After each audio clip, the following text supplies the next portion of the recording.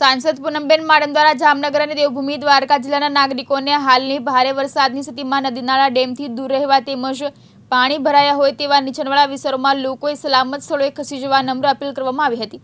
જામ કલ્યાણપુર પંથકમાંથી ભારે વરસાદથી પાનેલી, ટંકારિયા, કેશવપુર સહિતના ગામોના લોકોના રેસ્ક્યુ રિલીફ માટે તંત્ર સાથે તમામ સંકલનમાં રહી એનડીઆરએફ અને એરફોર્સની મદદ લેવા તાકીદનું આયોજન કરવામાં આવ્યું છે। નમસ્તે। પાર્લામેન્ટ સત્ર હોવાને લીધે હું અત્યારે અમદાવાદથી દિલ્હી જાઉં છું, પણ જામનગર જિલ્લો અને દ્વારકા જિલ્લામાં અતિ ભારે વરસાદને લીધે અત્યારના પૂરની પરિસ્થિતિ નિર્માણ થઈ છે।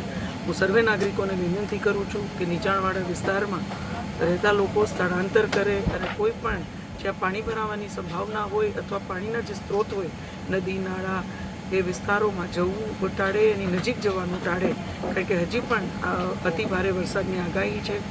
જ્યાં કલ્યાણપુર તાલુકામાં અત્યારના ટંકારિયા, પાનેલી, કેનેડી અને કેશુપર આ ગામમાં જ્યાં નાગરિકો ફસાયેલા છે ત્યાં એનડીઆરએફની ટીમ મોકલવામાં આવી છે। એરફોર્સની પણ મદદ અત્યારે ચોપર રેસ્ક્યુ માટે લેવામાં આવી છે। અમે બધાએ તંત્ર સાથે સતત સંપર્કમાં છીએ। આખું તંત્ર તમને મદદરૂપ થવા માટે પણ સુસજ્જ છે।